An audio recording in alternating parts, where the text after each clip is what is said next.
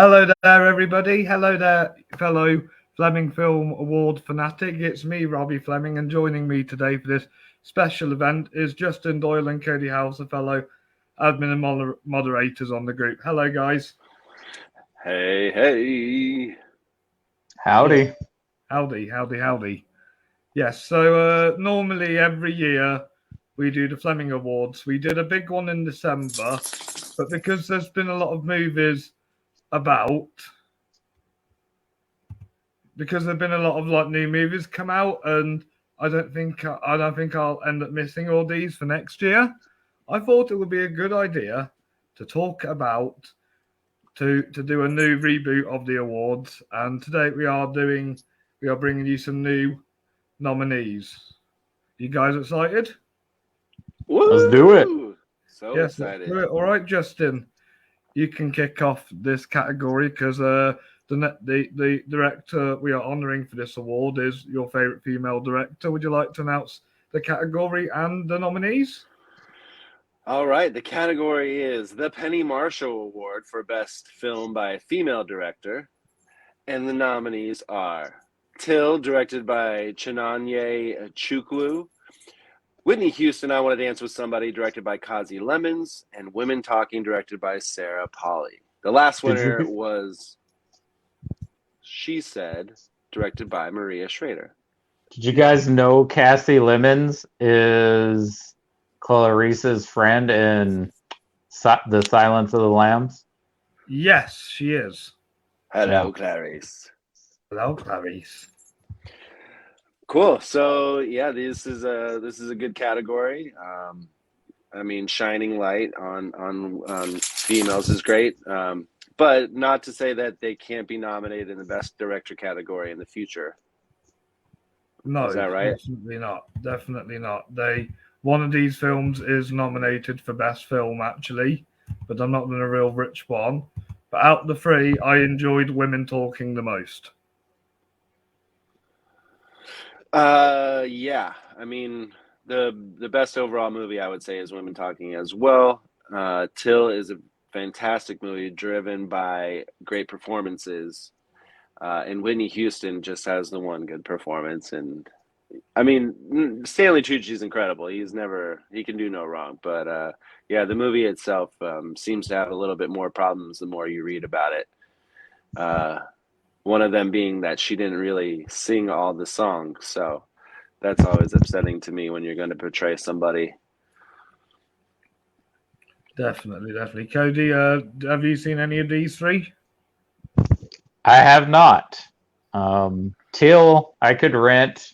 Women Talking is going to be available on Amazon like a week before the Oscars, so I'll be checking that one out. And I don't know when the Whitney Houston movie will be available. I think it's available to rent right now, but if it's at the $20 level, I would say wait for a while. Okay. Yeah. So thank you guys for that. Those are the three nominees you can vote on, right? Yes, the three nominees you can vote on. I'll be sending the link and the pictures of the nominees at the end of the video. Great. Lovely. So, Cody, would you like to read out Best International Film? There's only two nominees in this. Yes, and the nominees for Best International Film is Bardo, The False Chronicle of a Handful of Truths from Mexico, and Broker from South Korea. The last winner was Decision to Leave, which is also from South Korea. And the country with the most wins is tied between France and South Korea with 2 wins. Yes, I've only awarded it to films from 2017 to now. So I am going to have to go back and expand on foreign films. Well, now I'm not running the website. Now I can get onto that. I keep meaning to check out Victoria from Germany because after seeing All Quiet on the Western Front, I want to watch more modern German films. I've only really seen the classics like Metropolis and Nosferatu. I know which one I'm voting for. Yes. Even though Yeah. the director of Broker is the same director of Shoplifters, which I really enjoyed, and that was one of my favorite films, not only from international but overall of that year. So I really enjoyed that. But yeah, this year, Bardo, False Chronicle, A Handful of Truths is, to me, the best international film of the year. Yes. Although Decision to Leave is still my favorite, I think Bardo was a very, very strong movie, especially visually. And I have watched Broker as well, and Broker's not as good as Bardo.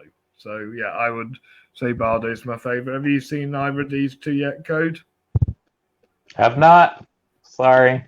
It's all right. It's all right. Batting 1,000. I recommend Bardo over Broker. Okay, I don't even know if Broker is available anywhere.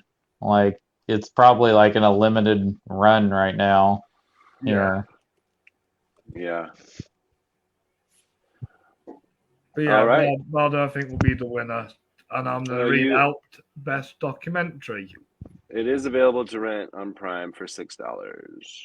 Excellent. So for Best Documentary Film, we have Fire of Love and Hatchet Wielding Hitchhiker. Have you guys seen these two? Well, I've seen Fire of Love. It was in my top 10 list. Yes. So finally Cody's seen a film on this list. Yeah, I've finally seen one. Yeah. I haven't seen The Hatchet Wielding Hitchhiker. I did see Fire of Love, so I think this is a no-brainer. And with The Hatchet Wielding Hitchhiker, it's out on Netflix, so you can see it. But the thing is that guy became a meme immediately, and so we know him. I bet if you saw it's his an face, interesting story because I knew nothing about him when I watched it. Yeah. Anyway, he's more of a meme than anything else, and the documentary didn't get too much love. It says the last winner was Moon Age Daydream. Yes, the last winner was Moon Age Daydream. I still think because I've only done Best Documentary from 2020. I think Summer of Soul is the best out of the three I've awarded. Oh man, Summer of Soul is amazing. Mm-hmm. It's just a great film. Just stop there. The first winner was Have a Great Trip, the one about acid. That's a good title. Yeah. Yeah, I highly recommend that one if you've not seen it. Right, Justin, the next category is Best Animated Film. All right, and the nominees are Marcel the Shells with Shoes On and Puss in Boots, The Last Wish. The last winner was Guillermo del Toro's Pinocchio. Yes, and this is a no-brainer. It's Puss in Boots, The Last Wish for me. Cody, you've only seen the one, huh?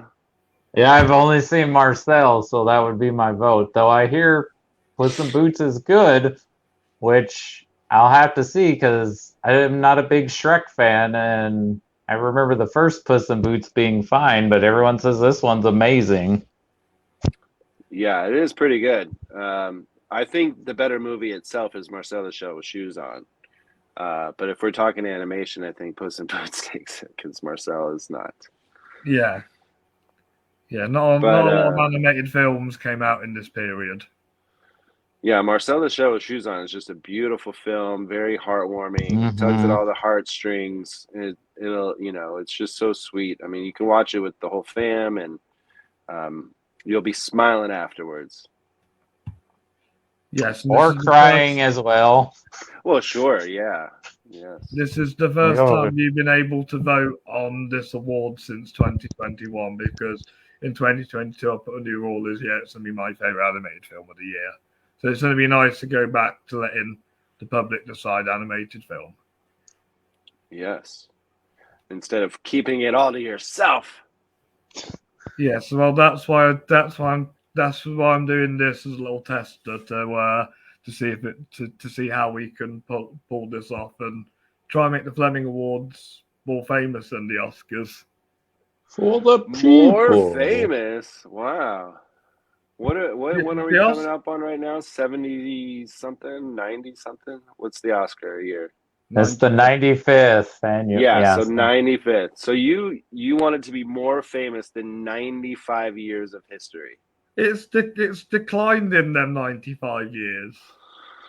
Okay, that's a tough in ask. some ways it's gotten better. In some ways it hasn't. You know what? I think it's gotten better because they've added action. Like real hand-to-hand combat. I knew you were going to say make a joke about Did that. you hear they have a crisis team for this year's Oscars? So in case that happens, they just go on In an case attack. something unexpected happens, they have a group of people to deal with it. Wow. Now, It's hopefully real. Bradley Cooper doesn't put himself over there again to be like, what's going on, guys? How can I help? It's All just right. Will Smith. He's the crisis guy now. He's like, you gonna do what I did? I'm gonna take you out. All right, you guys ready for best voice acting? Yes. All right, take it away, So- Cody. And the nominees for Best Voice Acting are Antonio Banderas as Puss in Boots and Puss in Boots: The Last Wish, and Jenny Slate as Marcel and Marcel the Shell with Shoes On. The last winner was Tilda Swinton for Guillermo del Toro's Pinocchio. And the most awards have gone to a three-way tie between Albert Brooks, Tom Hanks, and Mark Hamill. And Antonio Banderas previously won this for Shrek 2 as Puss in Boots. Yes. So that's my favorite to win, Antonio Banderas. Let's put him alongside the top three.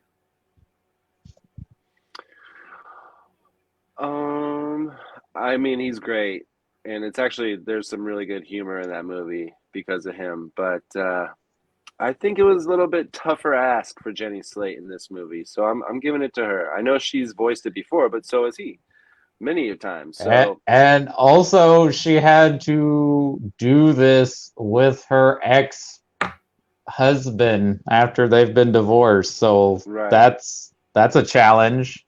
I mean, I guess they still get along, but I mean, still, that's got to be hard. Yes. Yeah. So give it to you underdog for you guys. But obviously, it's the public's choice what they vote on or not. So let's see who it is between Antonio and Jenny. Yes. All right. Best original song is next, and we have "Not Alone" by Joe Jonas and Khalid for Devotion, and "New Body Rumba" by LDCD Sound System for White Noise, and the last winner was "Hold My Hand" by Lady Gaga for Top Gun Maverick. I'm going to give this one to White Noise because the song was the best thing about the movie. I mean, that part was great, right? In the grocery store. Come on. Both of these songs, I believe, were on the short list for the Oscars. Yeah, I had to Google the short list to see what songs would have been eligible within these ones, as Babylon and Tar didn't have any original songs, and neither the Women Talking or the Fablemans. Yeah. Well, I love Devotion, definitely. So I'm just going to give it to that. But that scene, if that's the best part of the movie in White Noise, that's an issue. So, but yes, good for them getting a shortlist nomination and a nomination for a Fleming. Yes, definitely. Let's see which Don't song sleep on Devotion, friends. If you're out there watching and watching later, go see Devotion. Don't sleep on it. No, speaking of Devotion, it's in the next category, Justin, if you'd like to read it out. For Best Sound, we have Babylon, aforementioned Devotion, The Fablemans, Tar, and Women Talking. The last winner is All Quiet on the Western Front. All right, my favorite and who I'm going to vote for is Tar because it's all about music. I like the way how the music is expressive in this film, and obviously, like this is where there isn't music. You see some really detailed sound effects. What do you think, Code? Well, out of the three films I've seen, I would give it to Tar, but I would imagine that Devotion's got some great sound in it since it's about air flights and fighter pilots and stuff. Yeah. That's one of the reasons why I nominated that one. Yep. Yeah. I mean, I'm gonna have to give it to Babylon. I think It's mostly just sound, just Yeah. it's just thrown up all over you as sound. So I think that I'll take Babylon for that one. Definitely. So let's see what the public think of what will be best sound. And the next one is coming up is everybody's favourite and the one everybody's going to be the most interesting in, and it's best visual effects. Take it away, Cody. And the best visual effects nominations are Ant-Man and the Wasp, Quantumania, Bardo, A False Chronicle of a Handful of Truths, Devotion, Glass Onion, A Knives Out Mystery, and Megan. Which ones of these have you seen, Code?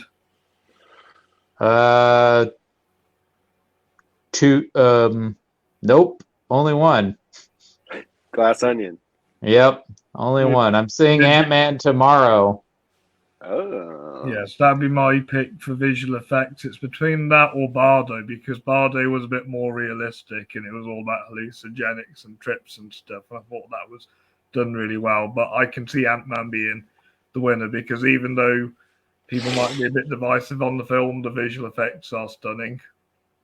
Well, because it's all it is visual effects. It's like Avatar, which is what the last winner was. Avatar: The Way of Water.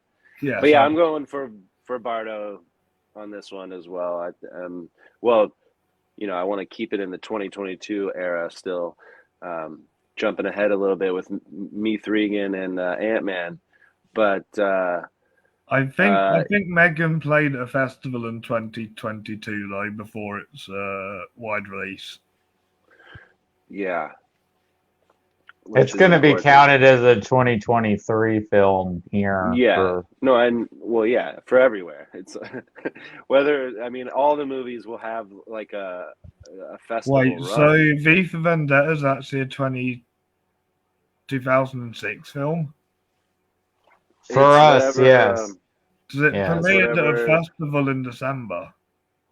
Yes, yeah, but a festival is not a theatrical release though, and that's what we're counting as. It's like when it's theatrically released. Festivals are not for all public. They're, you know, for critics and you know, the insiders. Like we can't necessarily go to every festival and watch all the movies. But when they're theatrically released, yeah, absolutely.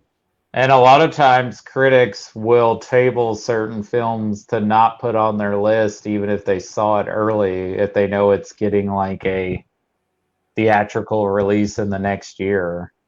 Mm-hmm. Not always, though. Sometimes you'll see a critic put something they saw on a festival for that year. Because I saw some people put V for Vendetta on their list for 2005. Yeah, I do.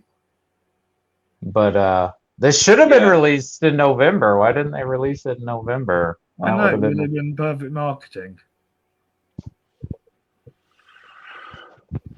All right. What is the next category? The next one is the one that makes the Fleming Awards special. It's Best Stunt Team. Seems similar. Yes, we have Ant-Man and the Wasp, Quantumania, Babylon, Devotion, Glass Onion, A Knives Out Mystery, and Megan. The last winner was The Batman. Should go to Babylon just because someone had to get pooped by an elephant. Yes. Best opening scene ever. Yeah, that was a crazy stunt. But I'm going with Devotion on this one.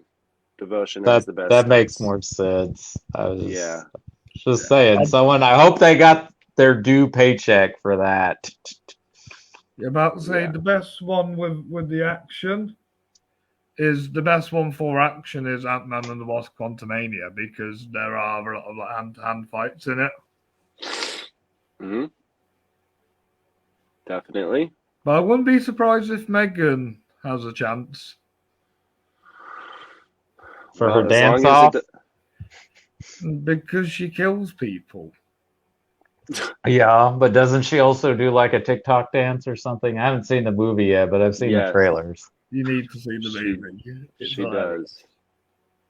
Is it as good as Malignant? I think it's better than Malignant. I think. Oh my goodness! If it's better than Malignant. Yeah, for sure. Oh man, okay then. There's a different tone. Yeah, it's the same writer though. I I think see. you should have saw this with a crowd because it's Ah, if I saw it alone, I would have hated it. well, Very I enjoyed the hell out of Malignant in my house by myself, so well, yeah, because just like Rob said, it's tonally different. So it okay. like Malignant was trying to be what it was. Megan did what they did on purpose. You Okay. know, yeah, All right. and they both worked. They both worked. All right. You ready, guys, to move on to best makeup and hair? Let's do it. All right. Take it away, Justin. Ant-Man and the Wasp, Quantumania, Babylon, Glass Onion, and Knives Out Mystery, The Whale, and Women Talking. The last winner was Elvis. And I'm gonna This pick, winner will be the whale. yeah, that it's between The Whale and Elvis to win the best, the Oscar anyway. So When's your uh, dinner? I think The Whale is definitely Are you not hungry? what they did to make Brendan Fraser look the way that he does is amazing. Okay. So I'm going with The Whale. Definitely. Definitely. You're right, Cody. What's that? You're right. Yeah, sorry. I was just talking to my family. No worries, cool. no worries. What's your favorite in this category? I know it's been controversial because of the 3 nominations at the Oscars, but I got to go with The Whale. Yeah. Yeah, It- good shout. Good shout. That's my favorite in this category. And the next category, you can't go without hair and makeup. It's best costume design. And the nominees are Babylon, Empire of Light, Glass Onion and Knives Out Mystery, Till, and Women Talking. And I think the easy option is Babylon. Yeah, well, because the last winner was Black Panther: Wakanda Forever. Yeah. Babylon is also up for best, costume design. Black Panther is definitely going to win it, but out of this category here with these nominees, Babylon definitely has the best costume design. Yes, definitely. Would you say Babylon, Cody? Absolutely, just because of the whole recreation of the silent movie era, and then like the transition of decades that it goes through. Yeah, well, and that first scene with the party, I mean, everyone in there has a costume on, and it's just Yes. unique and different. Well, and some don't have costumes on. It's so unique and different, and like Gene Smart's costume in that scene's amazing, and Margot Robbie looks great in whatever that you would call that, because it's not really anything. It looks like a scarf that was barely able to fit her entire body. Definitely. And I did like how in Empire Light they all dressed like they're in the 80s. Glass Onion, What? the characters were quite kind of had their own kind of individual, unique look about them because of their costume. Like we see how Kate Hudson's in different outfits. Hey guys, I've seen all 5 of these movies. Hey, Well, you've not. Oh, for production design. Oh, is it production design? Now I'm looking at the production design, and I skipped ahead. Lovely. Yeah, So we have Babylon, Empire of Light, The Fabelmans, Glass Onion and Knives Out Mystery, and The Whale. And the last winner was Elvis. All right, Cody, you've seen all 5. What are you going with? Oh, God, it's a toss-up between Empire of Light and Glass Onion for me. Because I like the recreation of the old theater at Empire of Light, but I really do love just the design of the island and the estate at Glass Onion. Yeah. Would you say The Whale's production design is similar to The Father's because it's all in a flat?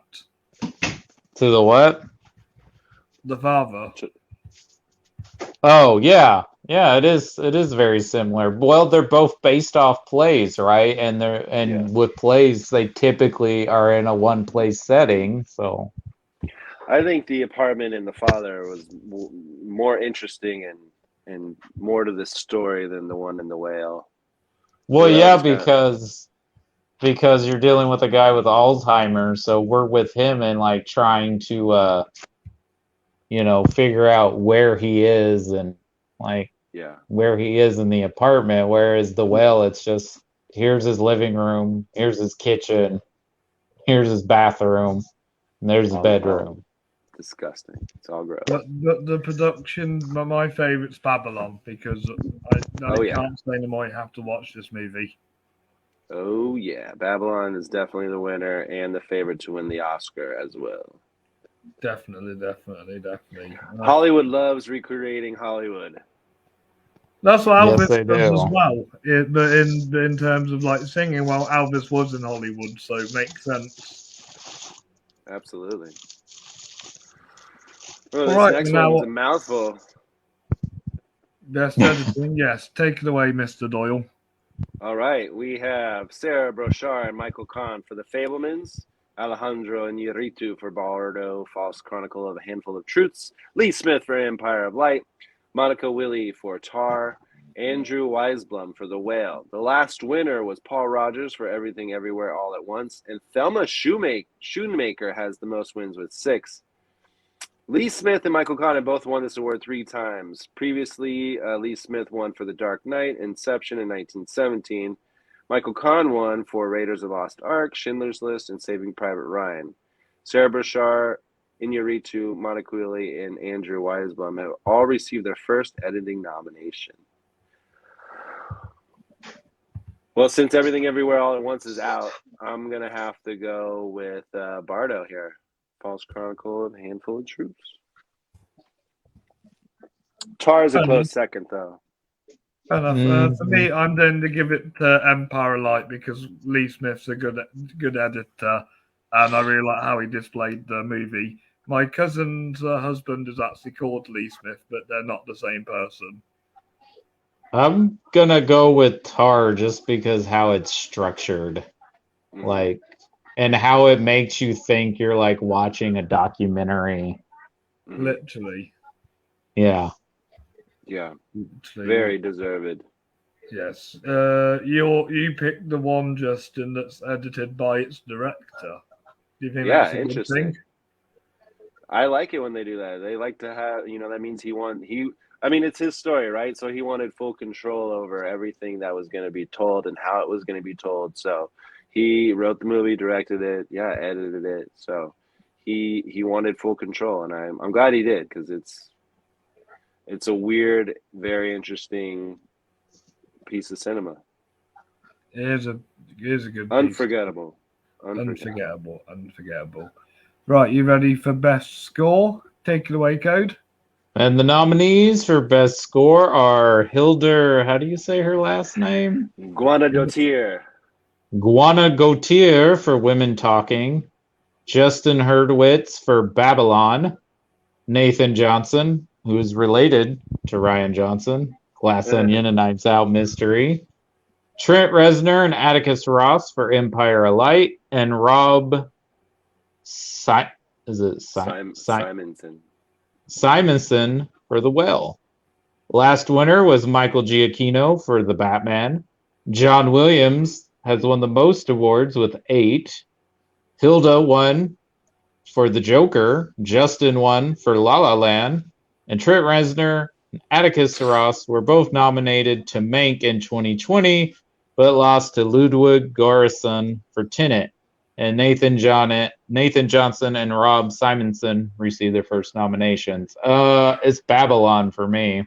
Yes. Oh yeah, yes, definitely. Yes. Well, Justin's bias on that one because his name's Justin too.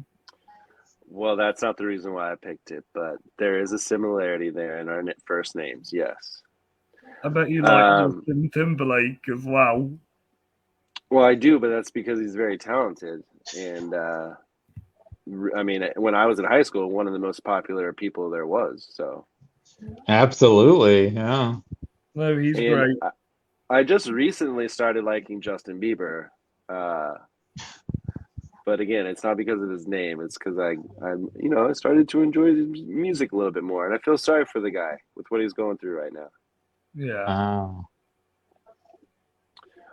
But it sounds like hands down Babylon. Yes. Well, I guess if we had our say, yes. Yes. Let's see if the public love Babylon as much as we do. It's on Paramount Plus now in the States. Oh, lovely. I'm not sure when it's out on streaming in the UK. I don't have Paramount Plus. I might just have to get it on DVD when it comes out. Well, It's not for I mean, rental. it's a safe bet to have physical media anyways. Yeah, Oh, definitely. well, and that definitely. movie is great to have. So Probably be really better to watch on Blu-ray, actually. Well, yeah, I would say get it on Blu-ray or 4K if you can. Oh, yeah. do you guys have Fandango in the UK I'm not sure. I'll have to check that out. or Vudu? Yeah.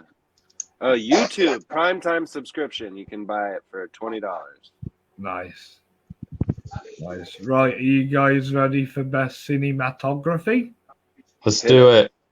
And they are Sir Roger Deakins for Empire Light, Florian Hoffmeister for Tar, Jonas Kaminski for The Fabelmans, Darius, how do you pronounce his name? Konji for Bardo Forest Chronicle, A Handful of Truth, and Linus Sangren for Babylon. The last winner was Claudio Miranda for Top Gun Maverick, and Roger Deakins, as well as Emmanuel Lubitsky and Robert Richardson, are here have won the most with 4. Deakins previously won for The Shawshank Redemption, No Country for Old Men, Blade Runner, and 1917. Of course, John Muskominski has won this award too for Schindler's List, Saving Private Ryan, and Munich. Linus Sangren was nominated for Don't Look Up, but lost to Dune. And this is the first time Florian and Darius have received a nomination. and Roger Deakins won for Blade Runner 2049. Yes. Let that be a note. Not Yes, just 2049. Blade Runner. Well, Blade Runner has won Best Cinematography, but it was Jordan Cronenwell, I think his name is. His son shot Fight Club. That's how I know who he is. No. So they're connected to the Alien franchise just by working with Ridley Scott and David Fincher. Yes, they are. I'm going with Darius Kanji for Bardo False Chronicle, A Handful of Truths. You know, I haven't seen it, but I'm going with that as well, just by the look of it from the trailers. Oh, yeah. Oh, that's a shame because I'm going for your favourite on this list, The Fabelmans, because Jonas Kaminski shot some really great shots that just feel like iconic moments in cinema history, especially that scene where he's looking at the reflection on his hands of the projector. That would be my second vote. Plus the ending shot alone. Where he moves the camera. That's funny. Because you gotta keep it interesting. If it's in the middle, it's boring as shit. Exactly. Get out of my effing office. Get out of my office. He should have thrown him out Uncle Phil style. Hilarious. All right. Yeah, all right. I'm interested to see what the public has to say about this one because I think that's those 5 are tough to pick from.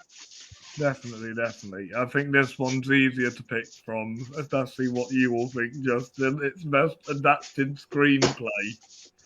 That's right. And we have Paul Fisher and Tommy Swerdlow for Puss in Boots: The Last Wish from the Shrek franchise.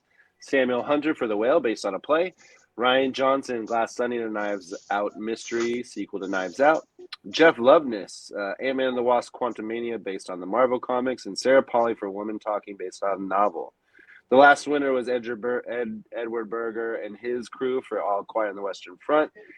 Most wins, Coppola, Kubrick, and Oliver Stone with 3 wins. Ryan Johnson previously won for original screenplay for Brick in 2005.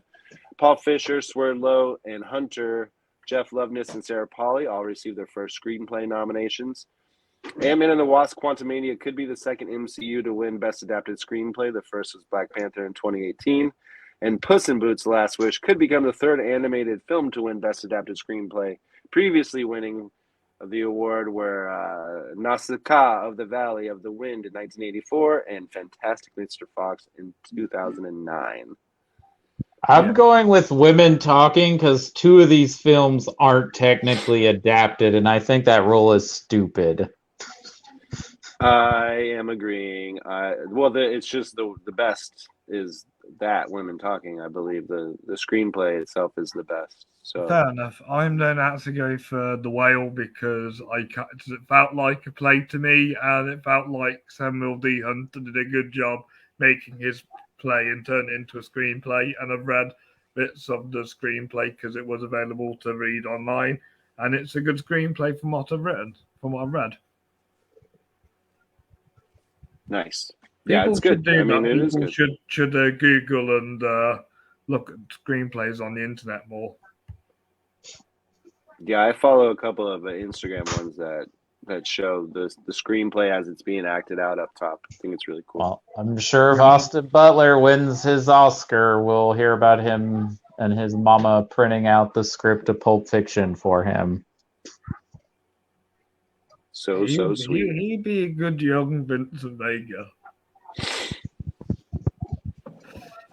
All right, Cody, take it away. What's best original screenplay? And the nominees for Best Original Screenplay are Damien Chazelle for Babylon, Todd Field for Tar, Nicholas G. Cabone, I probably butchered that, Alejandro Inarritu for Bardo, A False Chronicle of a Handful of Truths, Hirokazu Koreeda for Broker, and Steven Spielberg and Tony Kushner for The Fabelmans. Dan Kwan and Dan Scheinert won last for Everything Everywhere at All at Once. Quentin Tarantino has the most wins with 5. Damien Chazelle won in 2016 for La La Land. Everyone else, this is their first nomination. Both Spielberg and Inarritu have previously won Best Director before. Out of these nominees, I'm going to be biased and go with my favorite, The Fabelmans. Don't blame me. Don't blame me. I'm going to go with Tar because it's a very well done character study and really well written, and it's a really good look into this horrible, horrible person. Well, Steven Spielberg did his self-therapy through COVID, so with the help of his buddy Tony Kushner. Oh, yes. Yes. I think Babylon, but now really thinking about it, Bardo has the most dialogue out of all of these movies, maybe tied with Tar. And I think it's hard to have a movie that's filled with dialogue. That's the reason why Quentin Tarantino has so many wins and have it be interesting. So I'm going to pick Bardo because I do believe that all that dialogue in that movie is worthy of winning original screenplay. Definitely. Well, I love Tarantino films, so that's why I've given him so many awards. Looky there. Yes, I've only given him 2 director ones, though. One for Pulp Fiction, one for Inglourious, and any Pulp Fiction, one Best Film. Nice. All right, we're going to start the acting ones now. We're going to wait to do Best Cast in a bit. Let's do Best Young Performer. And the nominees are Jalen Hall as Emmett Till in Till, Gabriel LaBelle as Sammy Fabelman in The Fabelmans, Catherine Newton as Cassie Lang in Ant-Man and the Wasp: Quantumania, Sadie Sink as Ellie Scarfield in The Whale, and Michael Ward as Stephen in Empire Light. Zoe Tal Gomez for Doctor Strange in the Multiverse of Madness was the last winner, and this is the first time all these individuals have been nominated. What do you guys think? I'm going with Michael Ward. He might be one of the best parts of Empire Light for me. Definitely. That's my pick as well. Even though Jalen Hall has a huge career ahead of him, and he is a ham. I saw the Q&A afterwards, and he just loves performing. So I definitely think he has a huge career. But the best performance out of these 5 is Michael Ward, with the second, in my opinion, being Sadie Sink. Yes, that's my pick, Sadie Sink, because I feel like the Strange a lot. Crew, she's not tied down to doing Netflix stuff. She wants to expand her career and give like powerhouse performances, and her performance in The Whale was the best acting I've seen from somebody her age. So I'm going to give it to her. It is a very good performance, but for me, the reason I'm going with Michael Ward, not only because he was very good in it, is her performance is very similar to kind of what she plays in Stranger Things. So, yeah, which I agree with. There's no underworld in The Whale. Right, but the angsty teen, like she. Yeah. We've already seen this from her. I know what you're saying. It's a really good character.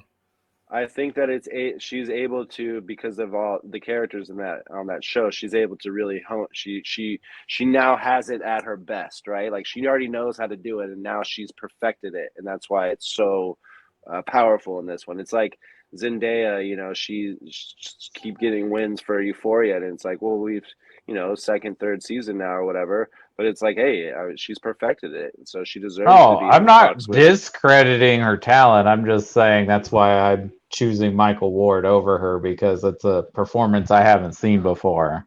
I'm surprised you're not going with Sammy Fableman, Cody.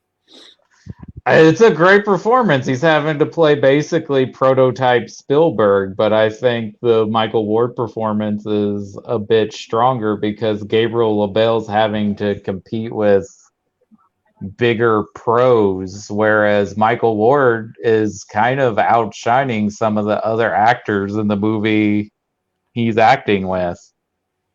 Totally. I don't know if Gabriel LaBelle, and it's not really his fault, but I don't think like he overshadows some of the other performers in The Fabelmans. I get what you mean. All right. Well, let's see if it's as controversial for the fans as it is here. Yes, definitely. And next up is Best Supporting Actress. Take it away, Justin.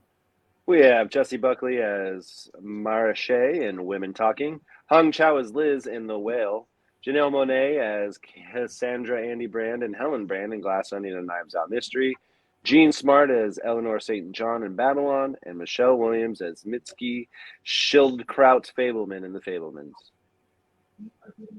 My pick here is Janelle Monáe. Same. I think Same. She should have been nominated of this category. Yeah, which the last winner was Stephanie Sue for Everything Everywhere All at Once. Well, again, she overshadows just about everybody else in this movie, which is a stacked cast of talent. Definitely. She could have been nominated for Best Supporting Actress for sure. Oh, she should have. Mm-hmm. Jennifer Connelly, Margot Robbie, and Octavia Spencer and Meryl Streep each have 2 awards in this category. Buckley was previously nominated for I'm Thinking of Ending Things, but lost to Viola Davis for Ma Rainey's Black Bottom. I guess Rob thought she was supporting. Hong Chow, Janelle Monáe, Jean Smart, and Michelle Williams all received their first nominations. Who is the lead in that movie? Well, Viola won for Best Actress, Justin. But it says that Jessie Buckley was nominated. Oh, for Best Actress. I see. Okay. I thought it was in the same category. Okay. That makes sense. I was like, isn't she the lead actress? And she's the name of the title in the movie. Yeah. But yeah, I think Jean Smart is also great and could have been nominated. But Janelle Monáe was just phenomenal. And just like Cody said, really shines over a lot of interesting characters and actors in the movie. I have a tough feeling that Janelle Monáe is a lock. But let's see. That's probably the film that's probably the film the most people have seen too. Yeah, out of these nominations. I would not be surprised if Glass Onion does well here. Yeah.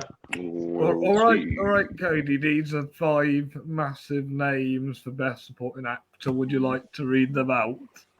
Yes, and the nominees for Best Supporting Actor are Paul Dano as Bert Fableman in The Fablemans, Michael Douglas as Dr. Hank Pym in Ant-Man and the Wasp and Quantumania, Edward Norton as Mile Braun or Elon Musk in Glass Onion, A Knives Out Mystery, Brad Pitt as Jack Conrad in Babylon, and Ben Wisham as August in Women Talking.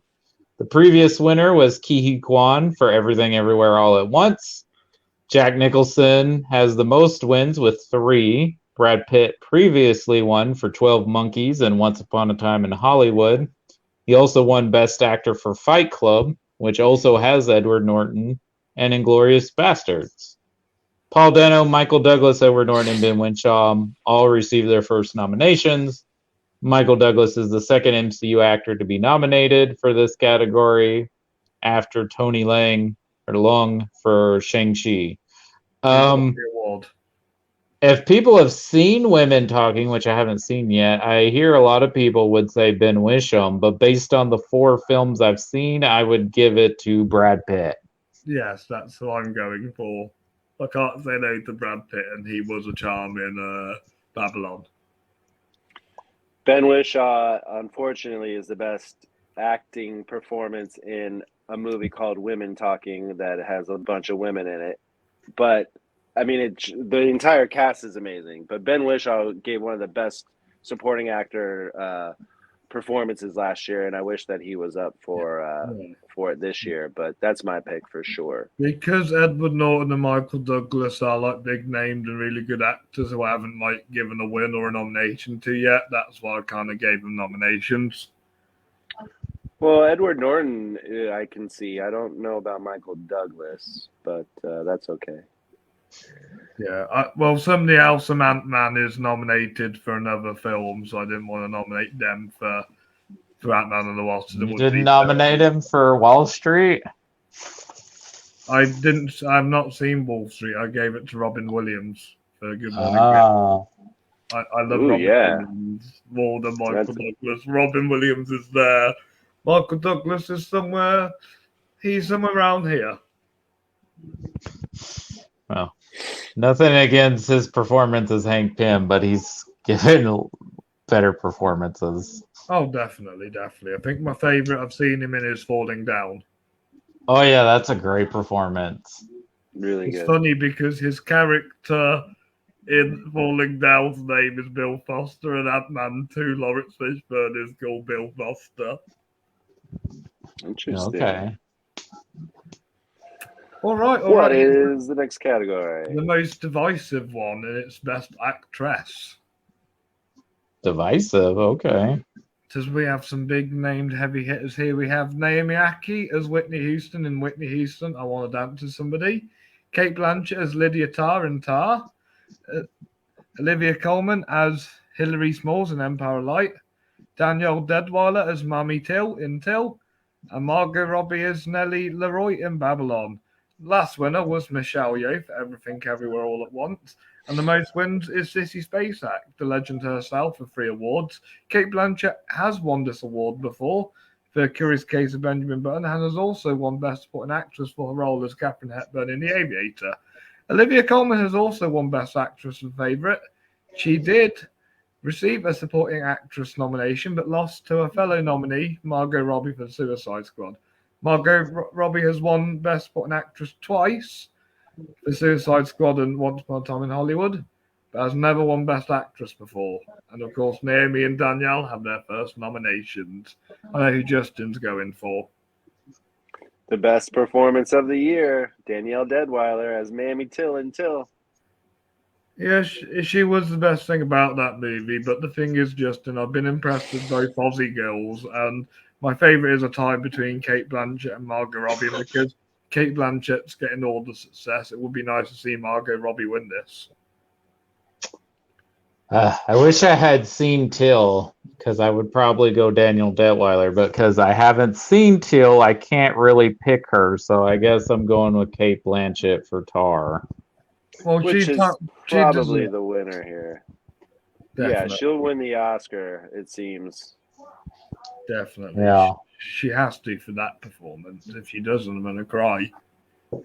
You're going to cry if Michelle Yeoh wins the Oscar? Not if Michelle Yeoh wins, but if Anna de Armas, she's not winning. She's happy. She should be glad she got nominated because definitely. Well, I literally will cry if Michelle Williams wins because that is the worst performance she's ever done, and she got nominated for Best Actress. This is unbelievable. Wow. Justin does not agree that Steven Spielberg thinks that is someone who's portraying his mother. Meanwhile, Danielle Deadwyler didn't get nominated at all. That's not Michelle Williams' fault, though. Okay, I heard she did the same thing Andrea Riseborough did and went out. Did she? Did she have people going around telling her, "Oh, they're locks, vote for me"?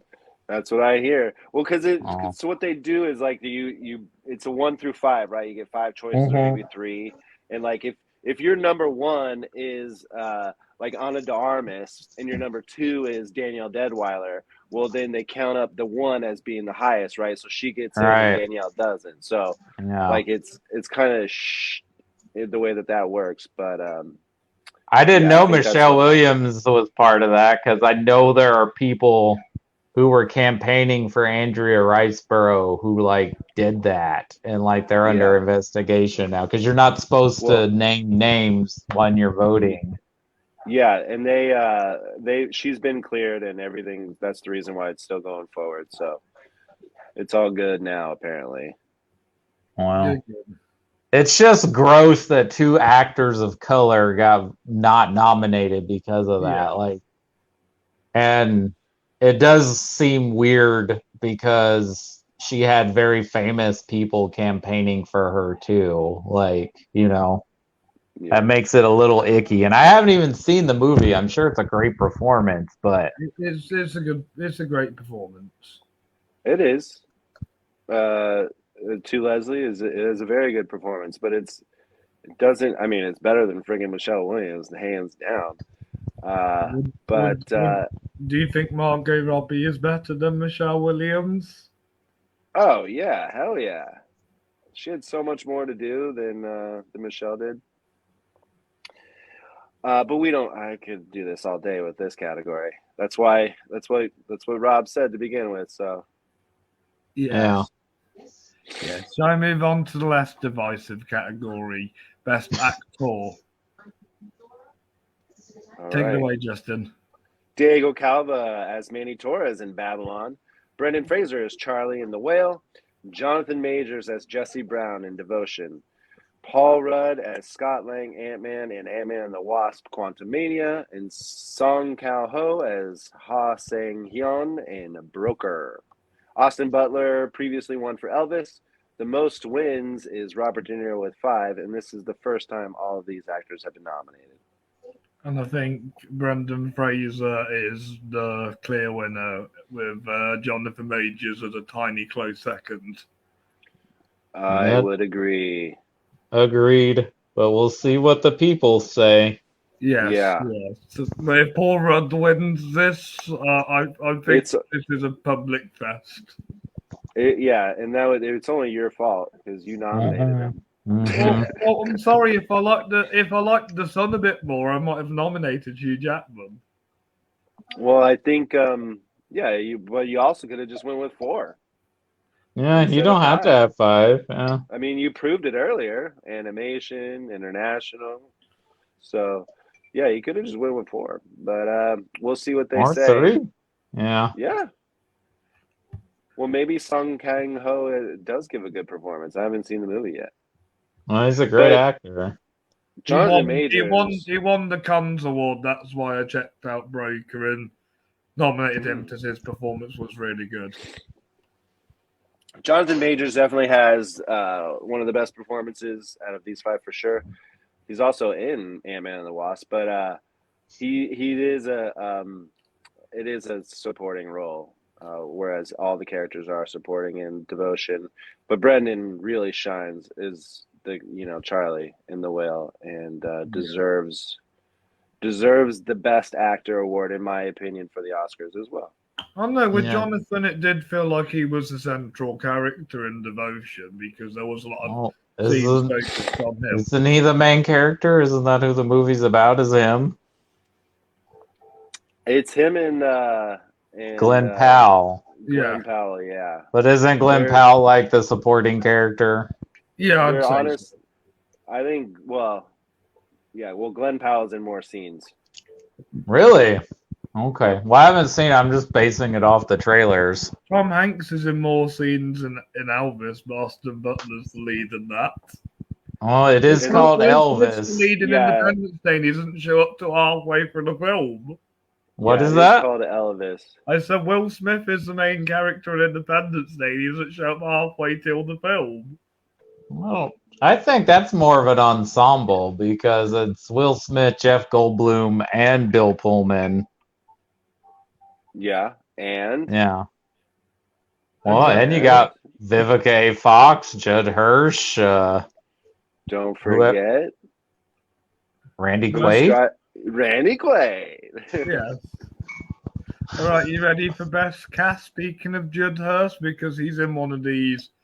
Yes. nominees. Take it away, Cody. The nominees for Best Cast are Ant-Man and the Wasp, Quantumania, Babylon, The Fablemans, Glass Onion, A Knives Out Mystery, The Whale, and Women Talking. I've not seen Women Talking. I would think this is a strong contender, though, but also don't be upset if Glass Onion and Knives Out Mystery ends up winning this, because that's a hell of a cast.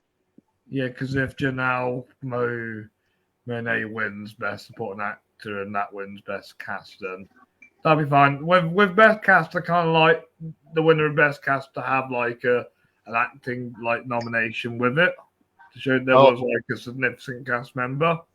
Last winner was Everything Everywhere All at Once, and Raiders of the Lost Ark and Schindler's List are other films directed by Steven Spielberg to win Best Cast. Yes.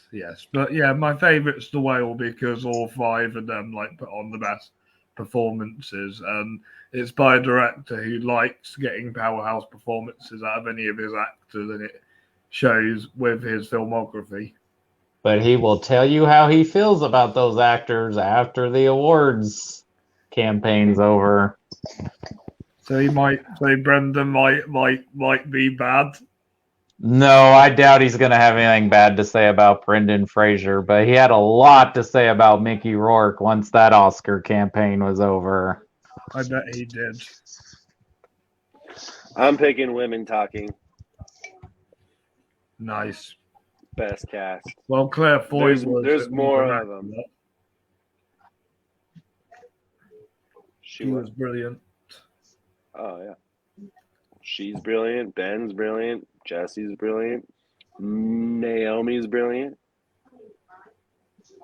Yeah. And Frances doesn't say a word. She's just there because she's produced the show or the movie. Pretty much, yeah, pretty much. You could have had anybody play her character. Absolutely. Yeah, but are they going to have, like, the presence she has? It's the thing with Michael Caine in Tenet as well. Well, that's Christopher Nolan's good luck charm. He likes putting Michael Caine in his movies. I think it's now Kenneth Branagh now because Michael Caine's retiring. Well, that's fine. I'm cool with Kenneth Branagh popping up in a Nolan movie. Yeah, he's good. He's been in the last two, so it makes sense. And isn't he showing up in Oppenheimer? I think he's playing a big role in that, actually. Who's not in Oppenheimer is the question. Are you in Oppenheimer, Justin? No, I'm not. Oh, that's Okay. it. All right, let's talk about Best Director. Oh, where's that? There it is. And we have Mr. Darren Aronofsky for The Whale, Damien Chazelle for Babylon, Ryan Johnson for Glass Onion and Knives Out Mystery, Sarah Polley for Women Talking, and Steven Spielberg for The Fablemans. The last winner was Park Chan-wook for Decision to Leave. Spielberg, Nolan, and Kubrick have 4 wins each. And the rest of the directors are first-time nominated. Spielberg's wins are for Close Encounter of the Third Kind, Raiders of the Lost Ark, Jurassic Park, and Saving Private Ryan. And he's my favourite to win this. Same. I haven't seen Women Talking, so I can't vouch if that is more worthy. But even though it's Steven Spielberg, he doesn't need another award. I mean, he did put his heart and soul into this, and yeah. Yes. I think Damien Chazelle had the most to deal with overall.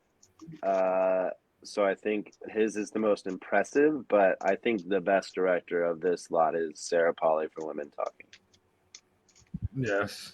It's a beautiful, beautiful film. Definitely. So Sarah Polley could be the 5th woman to win if that's the case. Boom. But, I wouldn't be surprised if Damien Chazelle wins this. I wouldn't be. I don't know how divisive Babylon is with the public. Yeah. Yeah. It didn't do well financially at the box office. No. Neither of these movies. Neither did Knives Out did for the 1 week it was in theaters, and The Whale did pretty good for its budget and the amount of theaters it played in. It didn't make the Man Called Otto money though. No, it didn't make The Man Called Otto money, but it didn't have Tom Hanks. They get round to that one. Yeah, for some reason that was like the movie. It was like The Sleeper came out the last possible day for 2022. And yeah, all of our grandparents are seeing it. It was very popular at where I work for some reason. I think Tom Hanks told everybody. Didn't A Man Called Otto, Megan, and Plane all do like really well at the box office? Yeah, they did. I don't know if Plane did. I know Megan. We didn't play Plane. Yeah, it's getting a sequel. Guess what it's called? Boat. Is it Boat? I thought it was Ship, but okay. I was totally joking. I was just a guess. I have no clue. Yeah. All right. This is it now.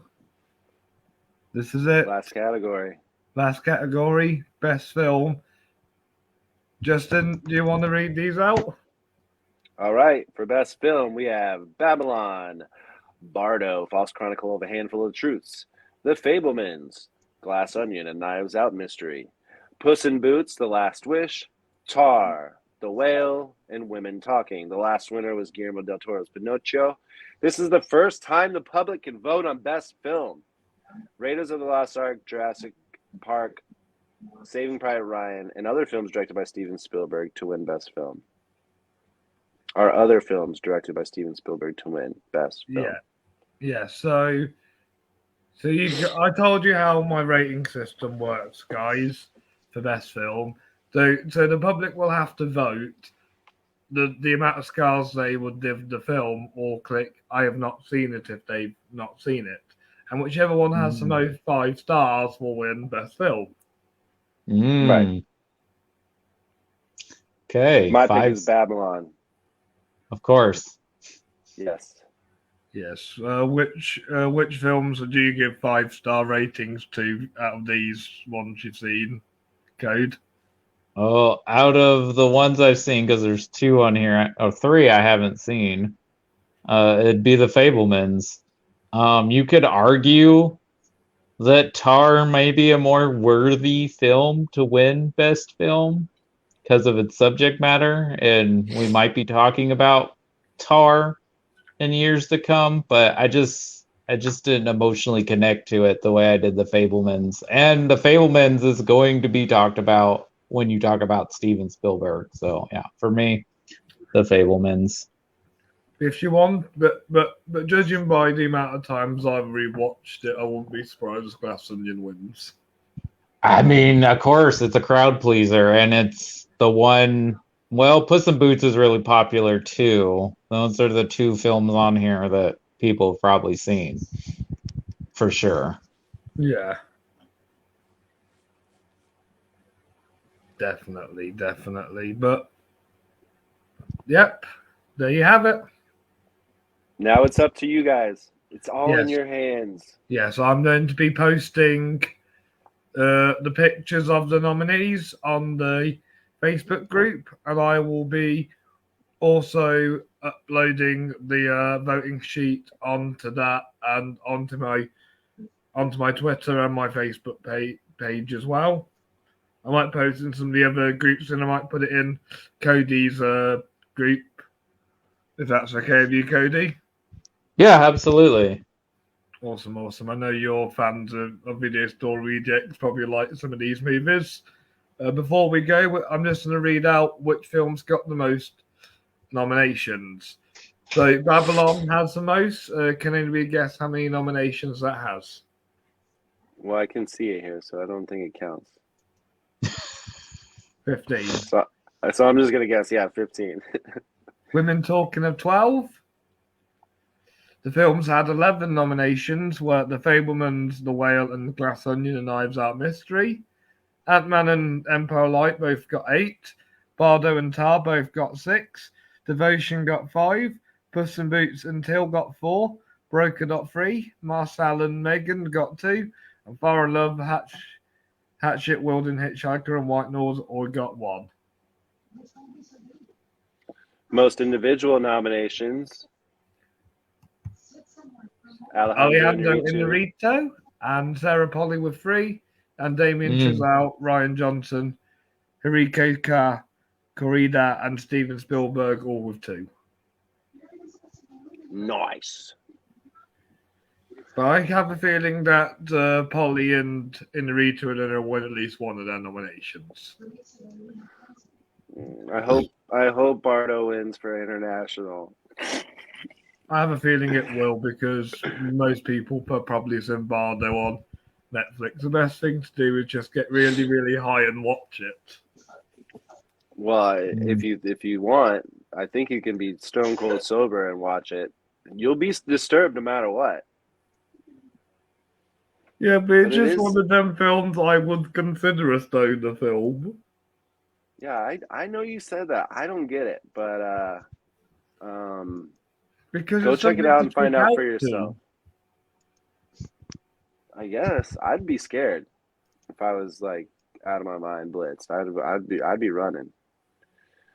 But it's so good. It's long. It's a long movie, like most of these movies. I don't know. Puss in Boots was nice and quick.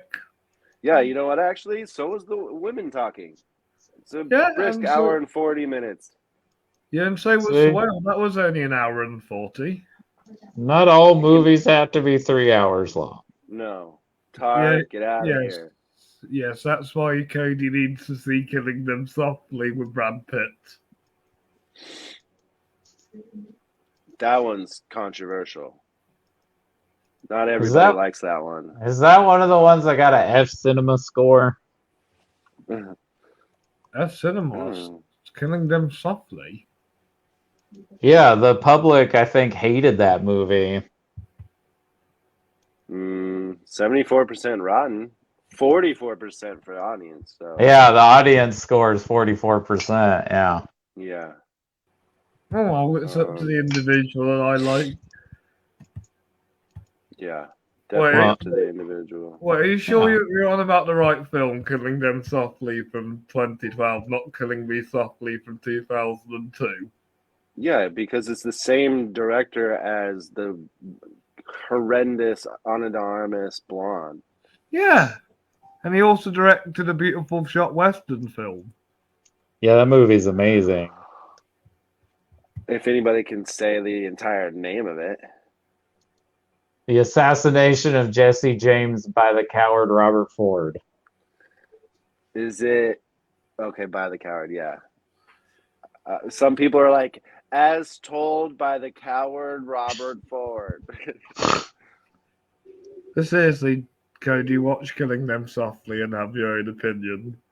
Oh, I'll see it eventually.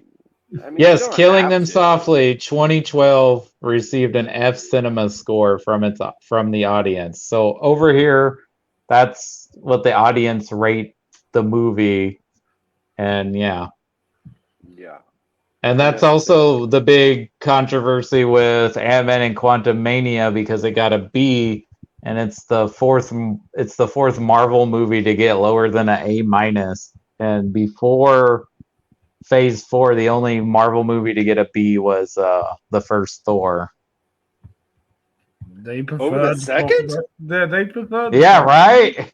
I know- Apparently, Thor: The Dark World got an A-. About to say, I know I slightly do, but that's just really, really slightly, and because one of the doctors from Doctor Who is in it.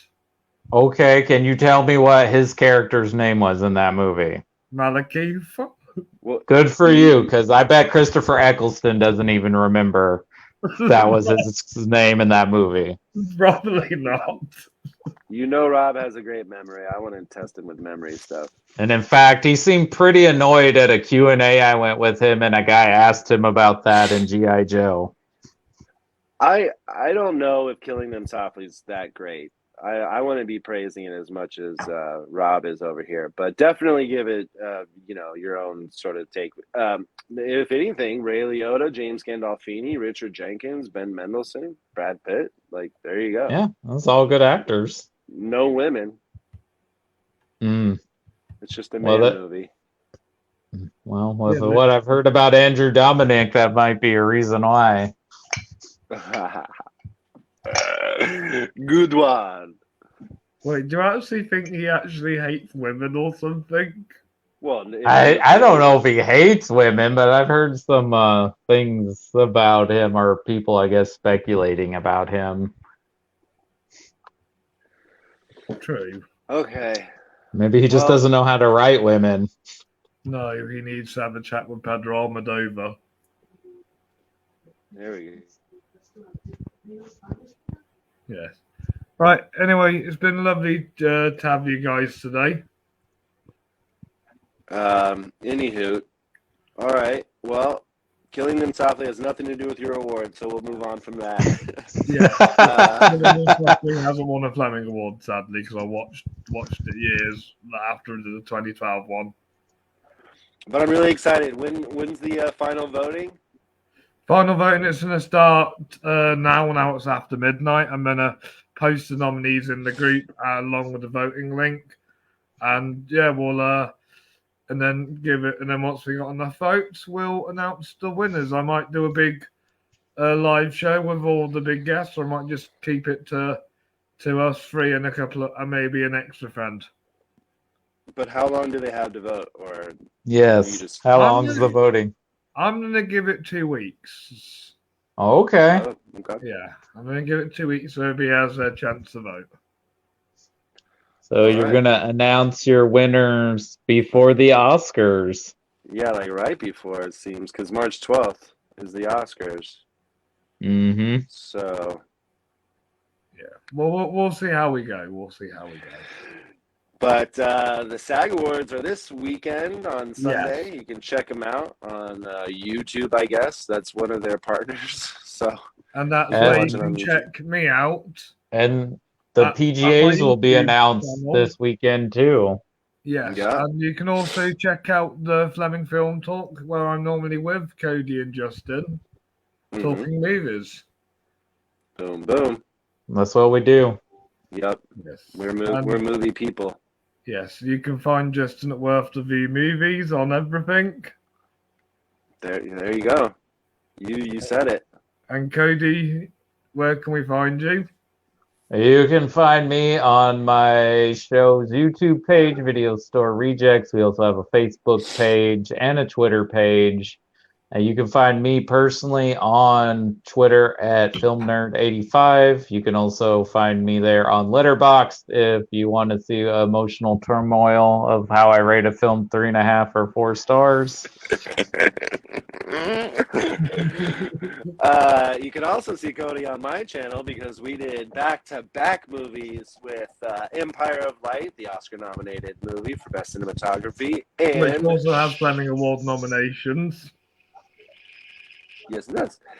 And Chirac, the Spike Lee joint for Black History Month. We covered that one, and I believe we both agreed that maybe it was better of the two. Yes, I enjoyed it more than Empire of Light. And it's on Amazon right now. It's an Amazon movie, so you can watch it on Amazon. Yes, I'll get round to it. I might have to rewatch Malcolm X at some point. Well, you know, I rewatched that recently, so you can find that episode on our Facebook page where me and Nick talk about Malcolm X. Does he There you like? go. Does he like the movie too?